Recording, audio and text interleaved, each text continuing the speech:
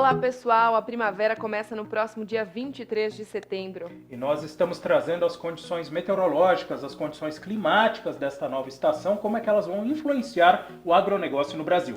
É isso mesmo, mas antes de assistir o nosso vídeo, não se esqueça de curtir e compartilhar com seus amigos, além de se inscrever aqui no canal da Somar Meteorologia.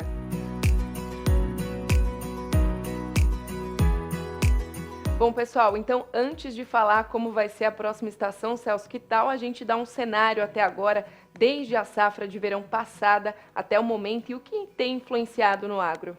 Bom, importante percebermos o seguinte, na última safra nós tivemos um aquecimento do Oceano Pacífico, a formação de um fenômeno El Niño que, embora fraco, ele fez com que as chuvas elas regularizassem muito rapidamente na primavera passada no Brasil. E desta vez já temos uma situação diferente. O Oceano Pacífico ele está mais frio do que o normal, não temos mais o El Niño, também não temos um Laninha, ou seja, embora o oceano esteja frio, ele não tem força suficiente para termos um Laninha, tanto que a NOAA, Agência Americana de Meteorologia e Oceanografia, trabalha com a hipótese de neutralidade, mas é claro que essa água fria acaba influenciando.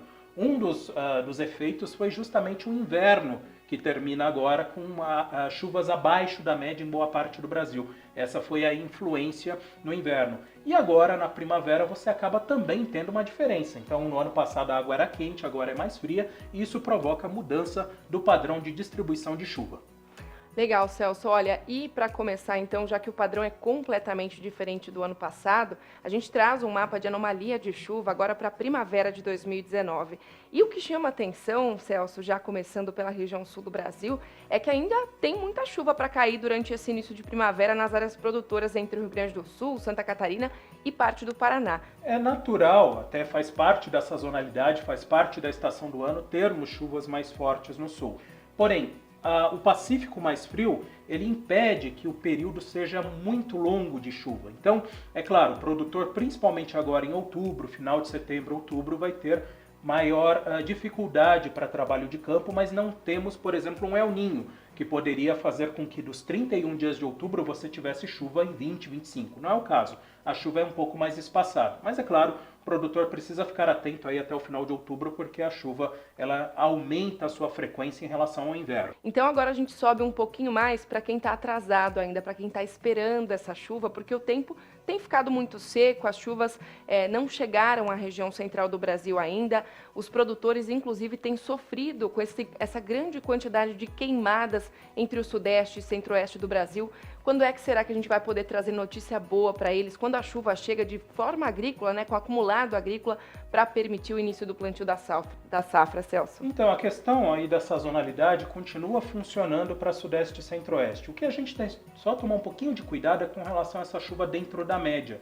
Chuva dentro da média não quer dizer que vai chover bem todos os meses, que a precipitação vai ganhando intensidade até o final do ano. Você tem altos e baixos.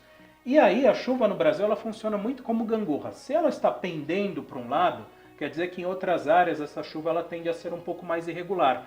É o caso justamente do sudeste e centro-oeste. Então, enquanto no ano passado a chuva foi muito regular, o plantio foi rápido, tem chuva em setembro, tem chuva em outubro, mas essa chuva ela vem com um espaçamento razoável. E isso, inclusive, a gente vai ver depois para frente nos mapas, isso vai gerar temperaturas acima da média. E essa precipitação ela volta a ganhar mais intensidade a partir de novembro. É isso que faz com que a chuva fique dentro da média, mais a chuva de novembro do que a precipitação de setembro e outubro. Essa distribuição da chuva, justamente que o Celso comentou, acaba gerando esse cenário de temperaturas acima da média em grande parte do Brasil central. Então, justamente pela demora na regularização dessa chuva, o calor acima do normal deve acontecer entre áreas produtoras do Brasil central, principalmente no centro-oeste do Brasil, onde a chuva demora até um pouquinho mais para se regularizar. Isso só ocorre na reta final do mês de outubro e no decorrer de novembro. Vamos aproveitar e já vamos partir direto para a soja. O que a gente fez? Pegou o mapa, novamente, de anomalia de chuva no Brasil e destacamos aí as principais áreas produtoras do Brasil de soja. Tá? Então, chuva acima da média entre o sul do Paraná e o Rio Grande do Sul, dentro da média no sudeste e centro-oeste e abaixo da média no Mato Piba. Isso tem a ver justamente com a questão da gangorra, chuvas mais concentradas entre setembro e outubro no sul, Posteriormente, em novembro, essa chuva ganha regularidade sobre Sudeste e Centro-Oeste, e o Matopiba abaixo da média tem a ver justamente com não exatamente o atraso da chuva, mas as chuvas elas são muito espaçadas ainda durante a primavera, fazendo com que a precipitação fique inferior à média. A expectativa para o Matopiba é de chuvas mais generalizadas, principalmente no decorrer do verão. Agora falamos um pouquinho da distribuição das chuvas para as áreas de soja e outras commodities, Celso. A gente sabe que o café já deve florescer aí nessas primeiras pancadas de chuva que chegarem ao Brasil Central, e mesmo a chuva estando abaixo da média, no decorrer da estação, o desenvolvimento da cultura não deve ser tão prejudicado, porque as chuvas vão ficar mais expressivas, mais frequentes lá no alto verão. Essa florada que deve ocorrer aí com calor acima da média, acho que pode prejudicar um pouco algumas áreas produtoras. A preocupação é essa, a preocupação é o início da primavera. Como a chuva é um pouco espaçada, as primeiras precipitações vão gerar florada, mas o calor pode gerar também o abortamento. Então a gente acaba tendo essa questão aí da chuva ainda um pouco espaçada e o tal do pegamento da flor. É isso que a gente vai monitorar aí nesse início de primavera. A partir daí a chuva regulariza. Falando, por exemplo, de cana-de-açúcar, também esse calor excessivo que a gente vem registrando entre o final do inverno e início de primavera prejudica o desenvolvimento da cultura, mas é claro que por enquanto essa chuva mais espaçada permite uma melhor colheita, coisa que não aconteceu no ano passado. Agosto, setembro, outubro foram bastante chuvosos, então há uma maior quantidade de dias aí para trabalho de campo, pelo menos até a regularização da chuva em meados da primavera.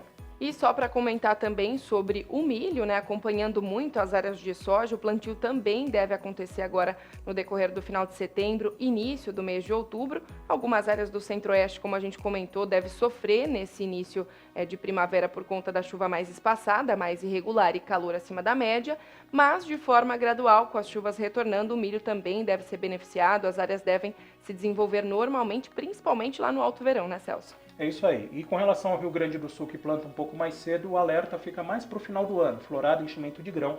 Em novembro, a expectativa de chuvas inferiores ou pelo menos mais irregulares, talvez não inferiores à média, mas mais irregulares. A gente até comenta, né, Celso, com relação a esse cenário para o sul, em estiagens regionalizadas e falta de chuva em alguns lugares, né, então? Até porque o Pacífico está frio, então durante o verão a tendência para a região sul é que essas chuvas fiquem um pouco mais espaçadas. Bom, pessoal, o nosso vídeo de meteorologia versus o mundo agro termina por aqui hoje, mas a gente espera que você aproveite essas informações na hora da sua tomada de decisão, e a gente segue conversando ao longo dessa safra de verão, né, Celso? É isso, uma ótima safra a todos, é um ano de desafios, mas desejamos, e a Somar fica à disposição de todos os usuários, todos os produtores, para passarmos aí a melhor informação. Uma ótima safra a todos.